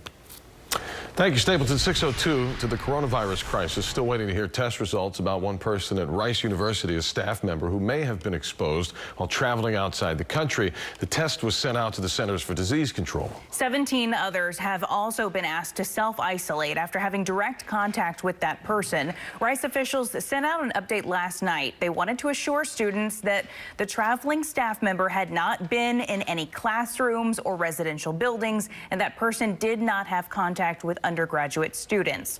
Rice also says it is now looking at all university-sponsored trips for spring break and will decide soon if those should continue or be rescheduled. Now, there is some good advice from health experts to avoid getting sick, not just from coronavirus, but from a lot of different things. One, wash your hands with soap and water for at least 20 seconds. And if you know someone is sick, avoid them. It is not rude to try and stay healthy. And also avoid touching your eyes, nose, and mouth, especially after handling things in public. I ask doctors all the time, how do they avoid getting sick? They say they never touch their face. And possibly, most importantly, stay home if you're sick. Spreading an illness only puts other people at risk. Was that first one? Wash your hands, right? Wash your hands. You know the Be Someone sign over the freeway near downtown, they changed the message. Maybe the original artist, maybe someone else. Now it says, wash your hands. We don't know when they changed it, but as Haley said, sometime over. That's great advice. The CDC saying be calm and wash your hands. There you go.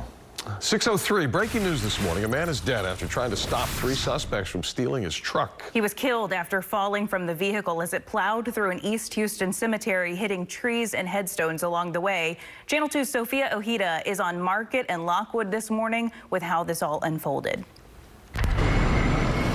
Good morning, guys. That father chased down the suspects who stole his car with his adult son in the vehicle with him. When those suspects stopped, he jumped out, jumped onto the stolen truck and tried to stop them, but he fell off.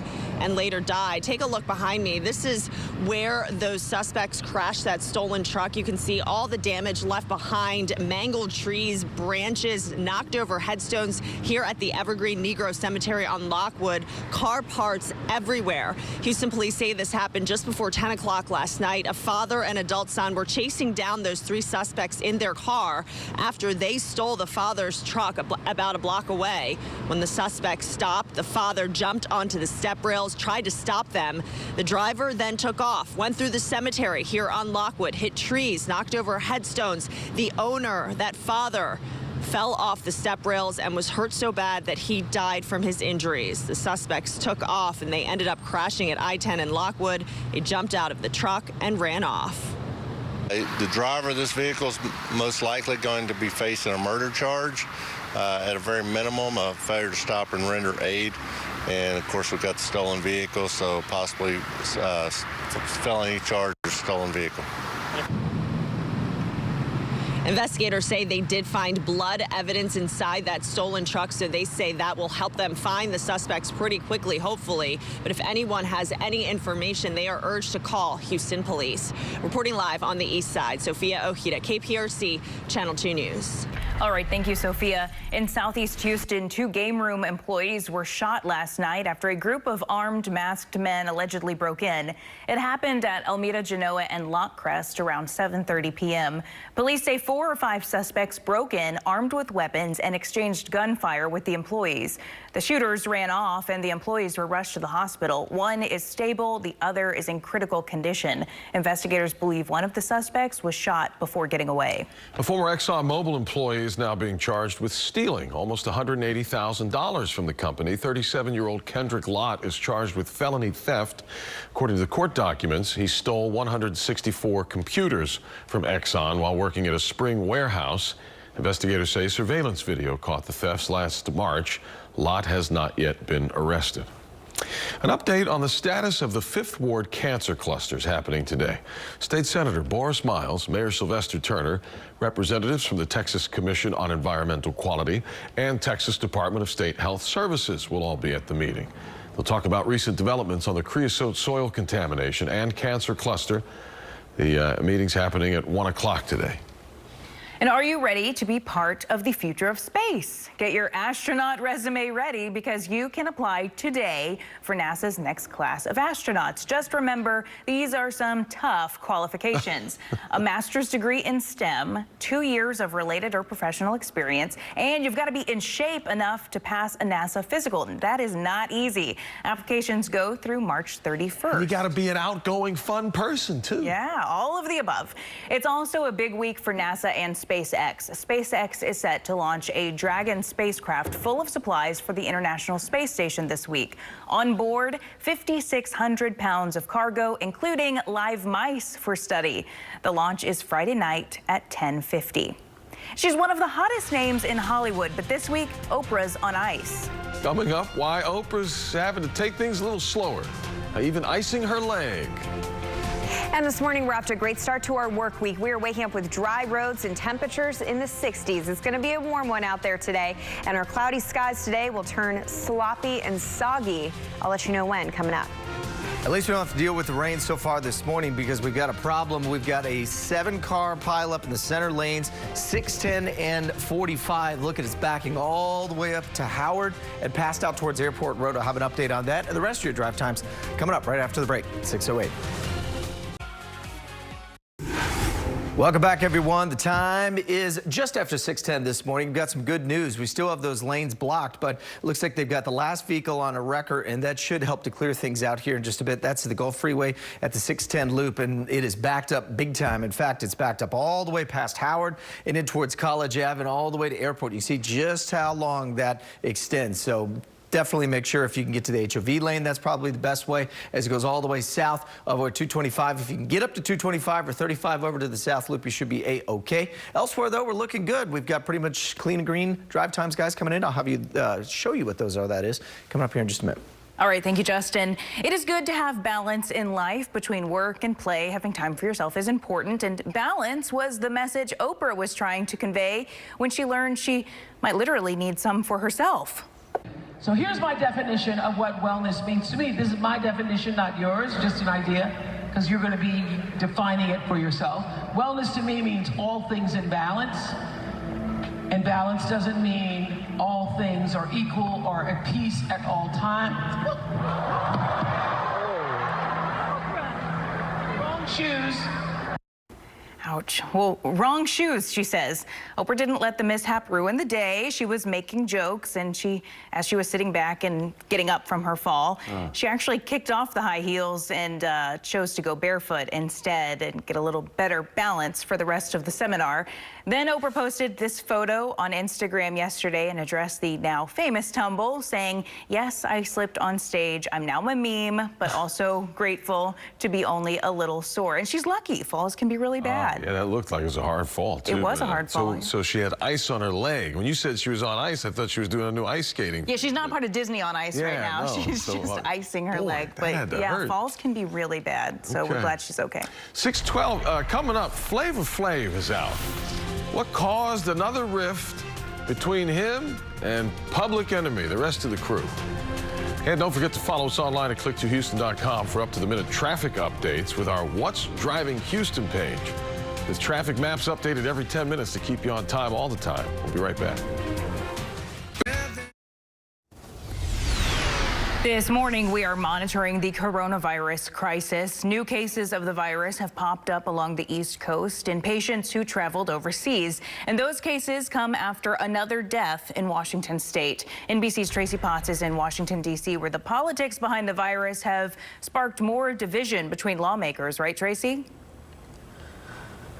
Right, Haley, because we've got the president saying that the fear being stoked about this virus is all a Democratic hoax. Democrats saying it's not, and they want $8.5 billion to fight this virus because they think that the president has stripped the CDC and other agencies of what they need for an effective response. So there's some politics going on here. But what really has people concerned is the spread of this virus. As you noted, Washington state announced overnight a second person, a nursing home resident there, has died. The first death also in Washington state. And we now have new cases on the East Coast. The first in New York City, the first in Rhode Island. They are trying to control and contain and try to figure out what happened there. Both of those we do know were travel related. But with the CDC on the ground working with local authorities, there are some cases that they don't know yet how people contracted this virus. It's not very obvious how it was spread.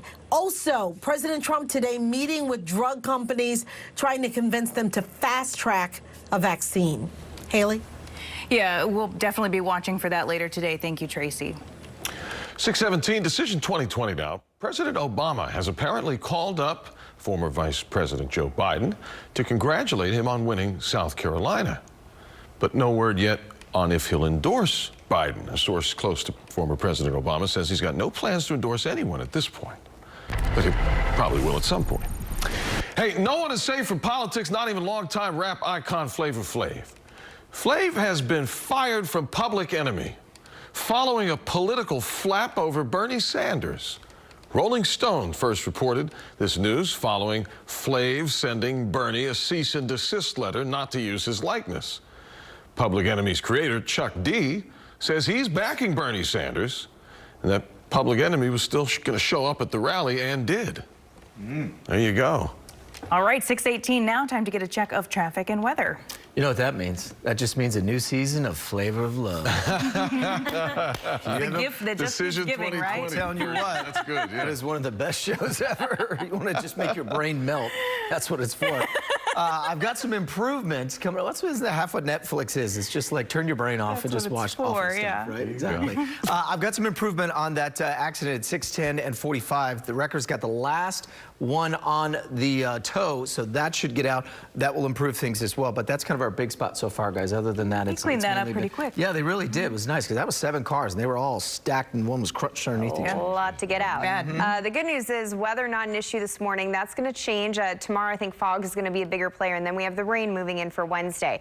So be happy with a quiet Monday. There's a live look at the Southwest Freeway. Temperatures right now are in the 60s. Dress your little ones in t-shirts and shorts. It's going to be a warm day. Just like yesterday, though, a lot of cloudy skies, very muggy out there. Despite the cloud cover, we are going to see some fairly warm temperatures this afternoon. Our temperatures right now in the upper 60s. They're going to be topping off in the upper 70s this afternoon. Meanwhile, some patchy fog's developing out to the west. Justin's been showing it all morning long. It's really light and patchy, but it's out there. So if you're coming in from Katy, you might see some lower visibility around the Grand Parkway and moving up towards Highway 6. Meanwhile, this afternoon, fog will not be an issue. We'll just have cloudy skies, temperatures at 78 degrees, and we have a 20% chance of a stray shower today. If you get caught by a stray shower, it's going to be really light, but it is going to be a larger deal from the middle part of the work week. Look at this big spin in the clouds moving into Southern California. That's a huge upper level low, and that's moving in our direction. It's going to bring us a round of heavy storms for Wednesday. Ahead of it, we're kind of just getting ready for the main event. So let's take you through it this afternoon. Just warm, muggy, and cloudy. Again, a few showers are possible. For voting tomorrow morning, we'll be concerned with fog. The winds are going to relax, so sea fog could be a bigger player part of our day. And then throughout the afternoon, a few spotty showers. But the heavy downpours, they wait until overnight through the day on Wednesday. This is a look at Wednesday morning. A wet morning start. The rain really starts to filter in, and we're looking at a very sloppy afternoon. Some of our storms could produce hail and gusty winds and some locally heavy downpours. It's not going to be a widespread flooding, but we could see some isolated street flooding. The good news is it's out of here by Thursday and Friday, but during the day on Wednesday, it's going to be really busy. We're anticipating about 1 to 2 inches of rain, but isolated spots could see up to 3 inches. So that's why we could see the isolated street flooding with these heavier downpours moving through. So here's a full look at your work week. Pretty quiet start. Then we have the stormy Wednesday. And then, Justin, we're looking really good for the end of the work week. A little bit cooler in the upper 60s for Thursday. Over to you. Yeah, still pretty nice, though, especially if you're going to take the kids out to Rodeo and you want to wait for a couple of days. Thursday, Friday, even into Saturday looks pretty good. And, of course, as you mentioned, Roughnecks, 4-0 Roughnecks coming back into town as well. Here's the best news. That accident has just cleared. Starting to look a lot better out on the South Loop there. That is always good to see. The problem is, though, is that it's got things stacked up just a bit as you work your way from, that's basically down to College and Airport. So it's all the way south of there, moving northbound. So, again, if you can get into the HOV lane, you're okay. You can see how fast that's moving. That is improving as well. So instead of the red, we're going in towards the yellow. That's always a good sign when we head in that direction towards the green. Starting to stack up, though, as you go in from, let's say, eastbound, heading in from Jacinto City towards the I-1059 corridor, and then obviously stacking up as it moves in with 45 and then hits in towards downtown. So just be careful in towards the areas there. Otherwise, we haven't seen much going on across the region. In fact, let's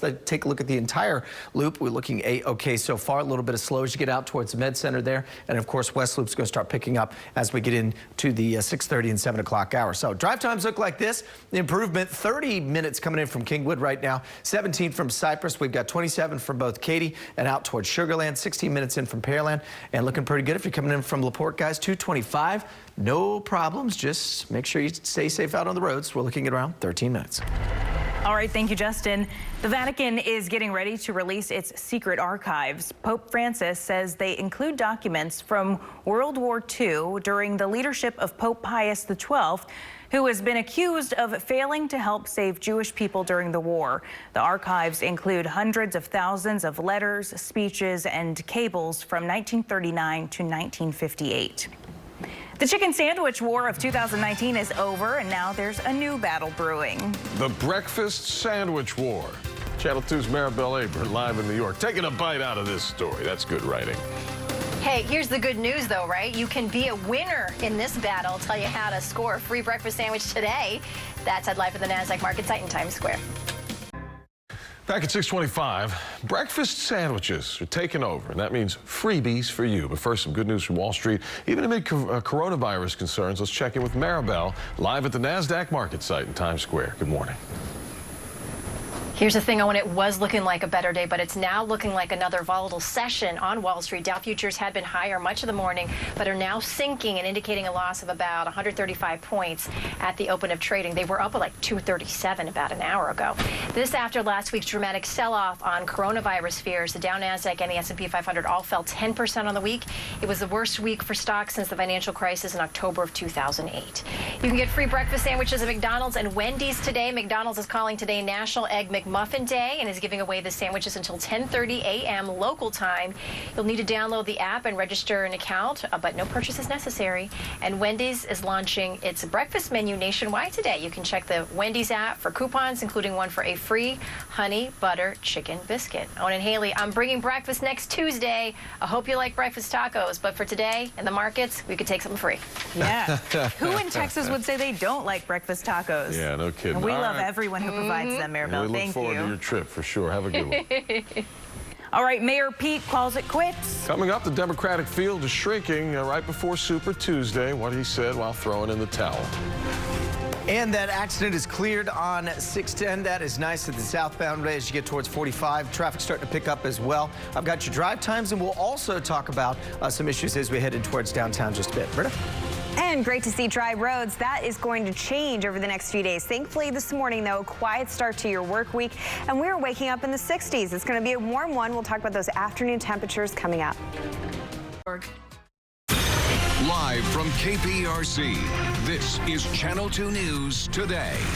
Developing this morning, coronavirus numbers jump over the weekend, and now there are concerns in our own backyard. We'll get the latest from Rice University this morning, where a small group of people is under self-quarantine. Plus, breaking news from Southwest Harris County. A wreck so violent, one car went right through a fire hydrant. What witnesses are saying about this deadly accident. Channel 2 weather this Monday morning. Great start to the week. Something's brewing out there, though. Britta will tell you when you might want to grab that rain jacket. And good morning, everyone. I'm Haley Hernandez in for tonight this morning. 6:30. Hi there. I'm Owen Conflenti. Stapleton, how's the traffic? Getting better. So that one wreck over on 610-45 has now cleared. So it's a little bit of a backup, but it's improving. And we've got one heavy truck stall right near 288 and 59, but it doesn't look like it's affecting anybody so far. So everyone is playing nicely out there. So far, so good. Yeah. Yeah, so far so good on this side of the desk. We're going to see a little bit of a change as we head into Tuesday and Wednesday. So thankfully today, a nice quiet start to your work week. Let's take you outside, show you some cloudy skies. Now we might see a stray shower today, but if you get caught, it's going to be a light shower. Your rain chance is super low at 20%, but it's going to be cloudy for the remainder of today. Not a lot of sunshine in our forecast. Temperatures, though, nice and comfortable because of the cloud cover. We're in the mid to upper 60s, and this afternoon we're going to be topping off in the upper 70s. Meanwhile, if you're coming in from Katy, also Fort Bend County, you might see some patchy fog in outlying communities, but once you work your way into Houston, everything looks just fine. That could be different for tomorrow. Sea fog's going to be a larger issue for Tuesday. Right now, we're just expecting a cloudy day. Temperatures up to 78 degrees. We're tracking some storms for Wednesday. We'll take a look at that part of the forecast coming up. Justin, over to you. Thank you very much, B. A little sultry out there today is probably the best way to put it, as humidity levels will be running on the high side. Looking good on the West Loop so far. This is at Post Oak and north and southbound. Everyone behaving there as well. Notice we are starting to see a few checkups. This is starting to get a little stacked there from I-10, moving southbound on 59, and we've got a heavy truck stall over to the right-hand side. Doesn't look like it's causing too much trouble. And of course, you see the slows there moving on 45 southbound, moving into downtown as well. The rest of the loop, same story, starting to stack up a little bit on westbound, that is, I-10 east, working your way in. And of course, that wreck that I mentioned before has cleared. Thus, Clear Lake's drive times in better than it was about 20 minutes ago. Now 25, 41 in from Kingwood, 23 in Baytown right now. If you're coming in from Katy, guys, it's going to take you about half an hour. Stapleton, thank you. 6:32 now. Breaking news this morning. A man is dead after his vehicle plowed into the back of another one in southwest Harris County. Witnesses say the car never showed signs of slowing down. Channel 2's Vincent Crivelli is at the scene this morning. Vincent, how's the driver who was struck doing? Haley, authorities say he was taken to the hospital and will survive. He was driving this silver SUV. You can see most of the car is fine, but the back end is demolished. Detectives take measurements and search for clues as they investigate this violent and deadly crash. He did appear to be driving at a high rate of speed. Authorities say the driver of the white Nissan sedan smashed into the back of a silver SUV. The driver of the SUV was taken to the hospital with minor injuries. The driver of the Nissan actually died from injuries that he sustained in the collision. Investigators say the silver SUV was stopped at a red light. Meanwhile, the white sedan was speeding over 60 miles per hour. As the light is turning green, the Nissan struck the stop car from behind. The SUV was struck with such force, the momentum caused it to crash through a fire hydrant and nearly hit a building. So right now, investigation, of course, is trying to figure out if there was a distraction in the vehicle, if he fell asleep, what caused him not to stop and to strike that vehicle from behind. And authorities will investigate if alcohol played a factor in this deadly crash. However, they did say they did not find any open containers in the vehicle. For now, reporting live in Southwest Harris County, Vincent Crivelli, KPRC, Channel 2 News.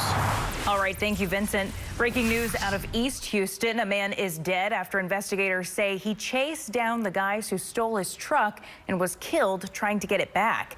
It happened near a cemetery on Market Street and Lockwood Drive. When the man found his truck with 3 people inside, investigators say he jumped up on the side rails of the truck. The suspect driving is accused of then striking several trees and headstones. At some point, the man fell off and was killed. Police are now searching for the suspects. Breaking news from Beaumont. 2 people hurt in a shooting at a strip club. Cops were called to Temptations Cabaret after reports of a man with a gun. Shots were fired. The suspect was shot. He was taken to a nearby hospital for treatment. 1 patron was also hurt. No officers were hurt. Well, new at 6:30, we now know the names of 2 people killed in a 6-vehicle crash. Deputies say Juan Molina and his passenger, Yusel Rucoba, were in a Dodge Charger speeding, cutting off other cars on West Mount Houston near West Montgomery Road. The Challenger at one point spun out of control and into oncoming traffic. That happened when it was clipped by one of the cars that was driving through real fast. The couple died at the scene with that accident. 2 others suffered minor injuries. 6:35 now at Channel 2 News Today. The Democratic race for the White House will look a little bit different than it did last week as Super Tuesday comes tomorrow. Over the weekend, 2 Democrats, Tom Steyer and Pete Buttigieg, bowed out of the race. Steyer dropped out Saturday night after a rough finish in South Carolina. He joined the field in late July, spent about $158 million on TV and radio ads in the process. He was one of 2 billionaires in the mix. Pete Buttigieg dropped out yesterday despite sitting in 3rd overall with delegates so far. He said it was for the good of the party.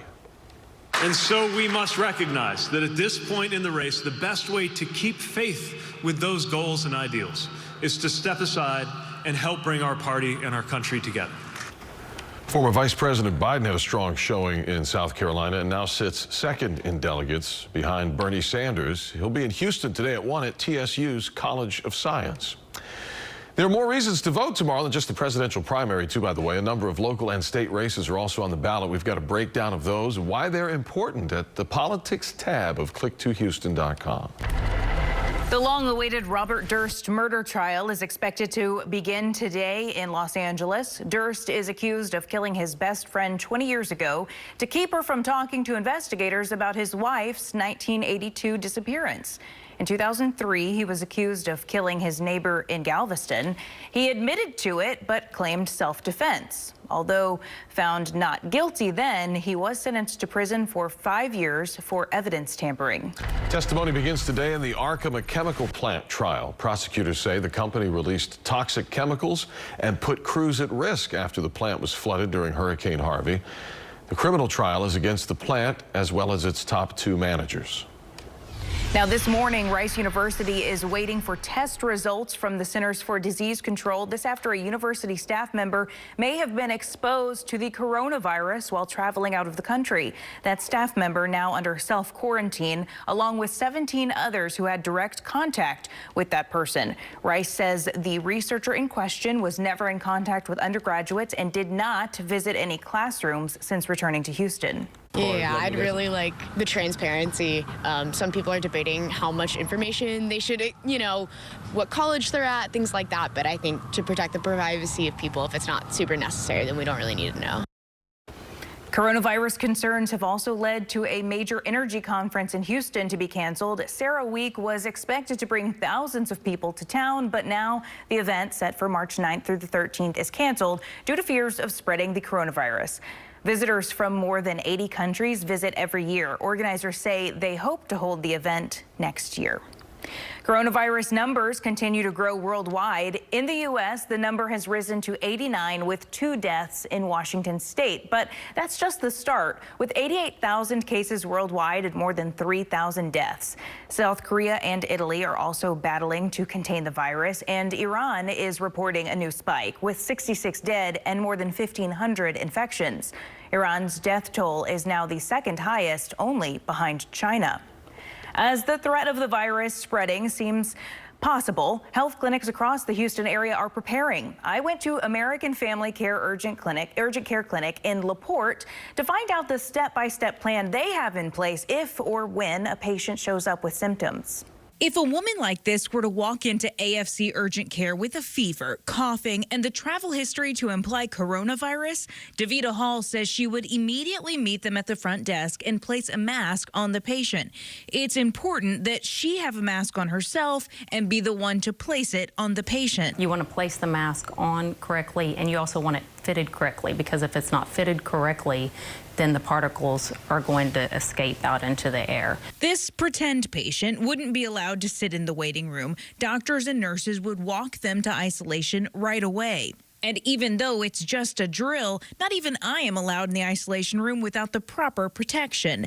A gown, gloves, and the N95 mask, the only mask thought to protect against the virus. Once in here, Hall takes the temperature of the patient and gathers enough information to confirm reason to suspect coronavirus. And if all the symptoms indicate this is the real thing, she'll call health authorities. We want to contact our local health department, possibly the CDC, for further guidance. The patient wouldn't be allowed to leave until the CDC determined where they would be quarantined.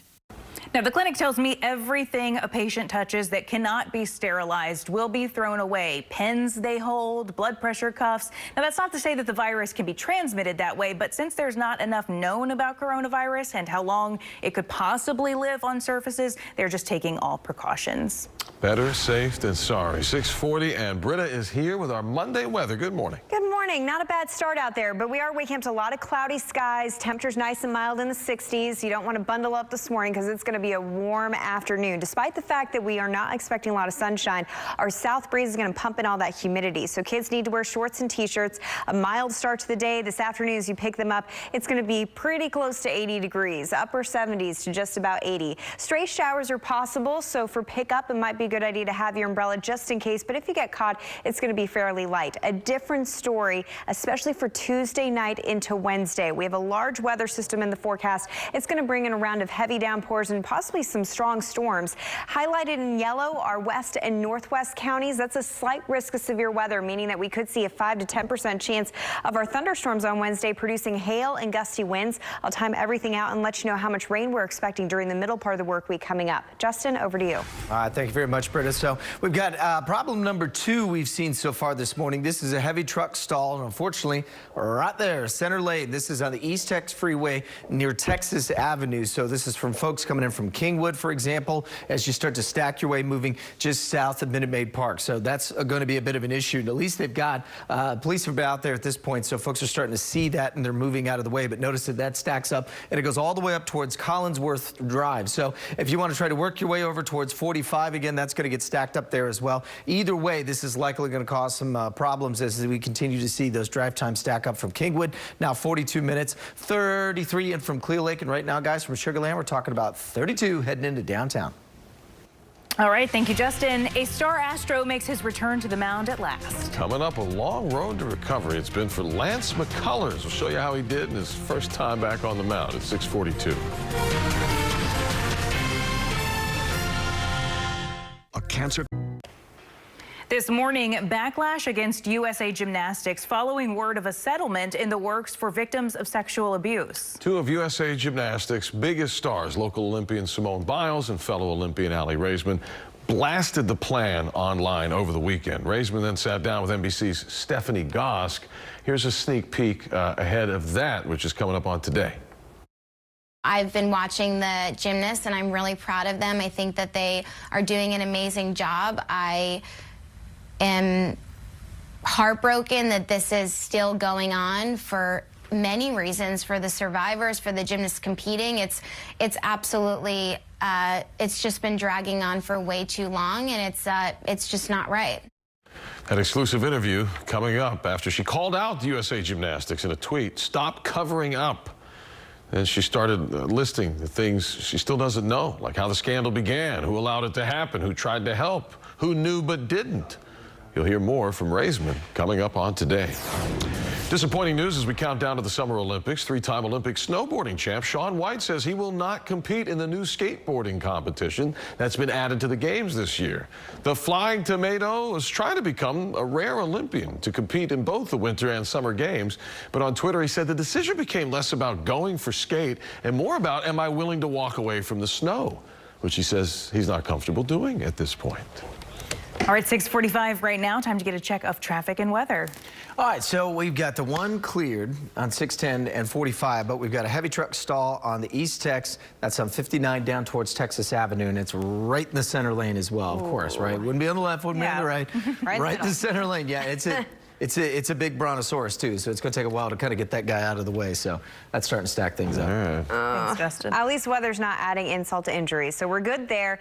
It's going to be a bigger issue for tomorrow and also for Wednesday. We have fog in the forecast, and we also have heavy thunderstorms. Let's take you through what we're going through today, though. Not bad. I know it's cloudy out there, but it's dry. Our rain chances are really low today. If you get caught, it's going to be a light spritz. That's it. Temperature-wise, we're in the 60s, so it's really mild. Our afternoon temperatures would run in the upper 60s, low 70s this time of year, so you know it's going to be a really warm day despite the cloudy skies. Meanwhile, some patchy fog out there in Katy, also around Hobby Airport. We've been able to keep it light and patchy because we have a little bit of a breeze working, but tomorrow the winds will be very calm, and sea fog is going to be a bigger issue for tomorrow morning's commute. So enjoy the quiet weather start. This afternoon, 78 degrees. As I said, a slight chance of a passing shower, but the majority of us stay dry. As we head into Tuesday and Wednesday, all of us are in for some stormy weather. Take a look at that huge spin of low pressure moving into Southern California. That's going to be our huge weather maker for the middle part of the work week. So ahead of it,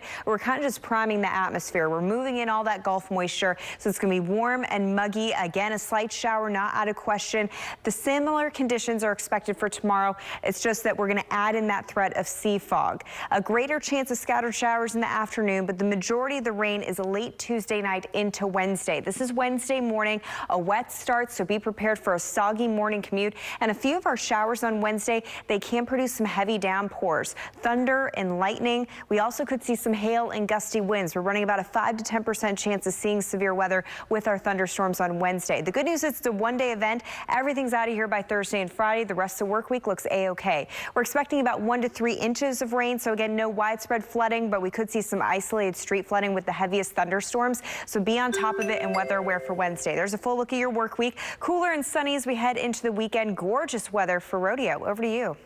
All right, thank you very much, Brenna. That's what we're looking at so far. So here's a live look down, and this is what we're looking at. This is over at the East Tex. You can see that big, heavy truck stuck right in that center lane, and of course, they've got it blocked off at this point, so folks are having to kind of redistribute themselves either left or right of that, but it is starting to stack things up pretty good. In fact, it goes all the way up towards Collinsworth as you go up across the North Loop there. So if you're heading in from the north side, and this is generally what you take the East Tex on down, you know it's always kind of stacked up this time of the morning anyway. Just be mindful of that. We're also seeing some slows across I-10 westbound from the east side. And then, of course, as you get towards 45, working in towards downtown. Same thing towards 288. And then as we go over towards there in the West Loop, notice it from the Beltway all the way up towards the South Loop. We're stacking up and seeing the same thing there. And then a little bit of checkup here in towards 59 as you get over towards Chimney Rock. And we're obviously going from Fort Bend County moving into downtown. We're seeing the same story as well. So drive times look like this, starting to be impacted across the Kingwood area. We got 43 moving in from Kingwood right now, 27 out from Baytown. LaPorte still looking good at 14 miles an hour, 36 if you're coming in from Clear Lake. And both Katy and Fort Bend County, including all of our good friends out in Cinco Ranch area, are looking right at about 34 to 33 minutes moving in towards downtown. Guys? All right, thank you, Justin. Lance McCullers is back. The Star Astro took the mound yesterday for the first time since the 2018 ALCS. His first time back on the mound since Tommy John surgery 2 years ago. It wasn't perfect, but he got the job done for the Astros, and more importantly, got the work in. 16 strong pitches, 10 of them for strikes. Jose Altuve showed up too, but got one hit in the game. It was good to see him out on the field. Astros won 5-4 in spring training against the Cardinals, and the two teams will play again tomorrow. The Rockets are on a 6-game winning streak. They survived a trip to Boston, beating the Celtics by 1 in overtime. Up next, a stop in New York City for the Knicks at the Garden. That game tips off tonight at 6. And it's always a good day when a Houston team can beat a Dallas team. The XFL Roughnecks did it, taking down the whatever they're called. 27-20. The Roughnecks 4-0, leading in their division. Are they the only undefeated team in that league? That is correct. I want to say they are. They face the Seattle Dragons at TD-ECU Stadium on Saturday. All right, coming up, a final check of weather and traffic as you head out the door this morning. Stay with us. And don't forget to follow us online at Click2Houston for up-to-the-minute traffic updates. Find out what's driving Houston with traffic maps updated every 10 minutes to keep you on time all the time. Back at 6:53 with breaking news this morning. The hostage situation at a mall in the Philippines is over. The hostages have been released. Earlier this morning, the mayor of that town said a former security guard who was upset about being fired took 30 people hostage. The mayor said the gunman shot one person who is in stable condition at the hospital. This morning, a man has died in East Houston after police say he tried to chase down the men who stole his new truck. This happened near a cemetery on Market Street in Lockwood, and that's where we find Channel 2's Sophia Ojeda with more. Good morning. Good morning. Houston police say they are still searching for those 3 thieves this morning. They say it happened just after 10 o'clock last night. The father chased down the suspects with his adult son in the car. When the thieves stopped the stolen truck, the father jumped on the truck to try to stop them. The driver then drove off, went through the cemetery here on Lockwood, hit several trees, knocked over headstones, but the owner of the stolen truck fell off the step rails, was hurt so badly he died from his injuries. We know those thieves took off running. Houston police say if you know where they are or you have any more information, you are urged to contact them. Reporting live on the east side, Sophia Ojeda, KPRC, Channel 2 News. Thank you, Sophia. 6:55 right now, and here's a look at your top stories this morning. Rice University asked a small group of employees and students to self-quarantine due to a possible coronavirus exposure. The school says a research staff member may have been exposed to the virus while on an overseas trip and had direct contact with 17 people, although there have been no confirmed cases in Houston. Testimony begins today in the Arkema chemical plant trial. Prosecutors say the company released toxic chemicals and put crews at risk after the plant was flooded during Harvey. The criminal trials against the plant and its top 2 managers. In Northeast Houston, community leaders are coming together to give an update on the 5th Ward cancer cluster. At 1 p.m., they'll discuss recent developments on the creocyte soil contamination. Mayor Sylvester Turner and state environmental officials will be in attendance. The Today Show is coming up next. Now let's check in with Savannah, live in New York. Good morning. Hello, good to see you both. Coming up on the show this morning, we're going to have the latest on the coronavirus outbreak.